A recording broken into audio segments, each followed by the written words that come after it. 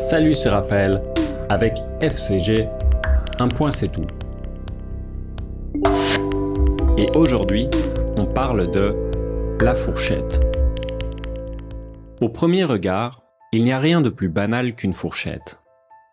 Avec le couteau et la cuillère, elle forme le trio de couverts dont on a l'habitude de se servir à table. Mais en cherchant un peu plus loin, en fait, la fourchette n'est pas aussi banale qu'on l'imagine.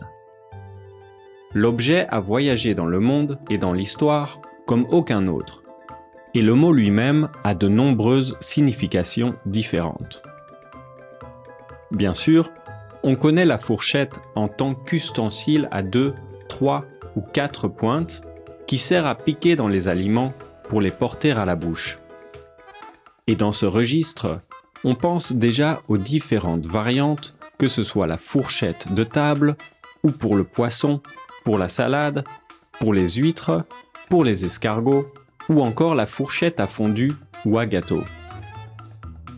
En sortant de l'alimentation, en se concentrant sur sa forme, on peut aussi parler de la fourchette aux échecs ou d'un écart entre deux valeurs.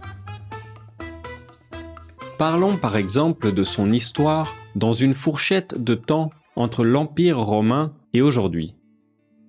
En se basant sur les recherches archéologiques et sur l'étude de l'historien Pierre Leclerc, on a retrouvé des spécimens de fourchettes datant du 1er au 5e siècle en Gaule, en Italie et au Proche-Orient.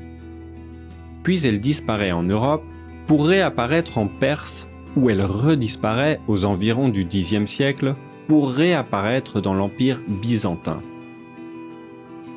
En Europe, à cette époque, on avait l'habitude de manger avec les mains ou en piquant les aliments avec un couteau. Il y avait d'ailleurs des techniques pour le faire avec élégance. C'est en Italie, autour de l'an 1000, que la fourchette réapparaît grâce à l'influence byzantine dans la région. Mal acceptée au départ, certains disent qu'elle aurait même été interdite par l'Église, qui la qualifiait d'instrument du diable, incitant au péché de gourmandise. Mais son utilisation s'est quand même répandue en Italie et au-delà. La légende, bien que contredite par la réalité, dit que c'est Catherine de Médicis qui l'aurait apporté en France au XVIe siècle. Catherine, de la célèbre famille originaire de Florence, part vivre en France après son mariage avec le futur roi Henri II en 1533. Avec elle, une quarantaine de cuisiniers qui apportent dans leur bagage des liqueurs, le sabayon, l'artichaut, les haricots, la frangipane, la crème glacée et la fourchette. Bien pratique pour manger proprement quand on porte un col immense. Si aujourd'hui elle est commune un peu partout dans le monde, il reste quand même des différences de bienséance dans le placement des couverts avant un repas. Quand en Angleterre on pose la fourchette à gauche de l'assiette avec les pointes tournées vers le haut, en France, on la pose avec les pointes tournées vers le bas. Au fond, il faut pouvoir montrer au mieux les décorations sur le manche des fourchettes. Question.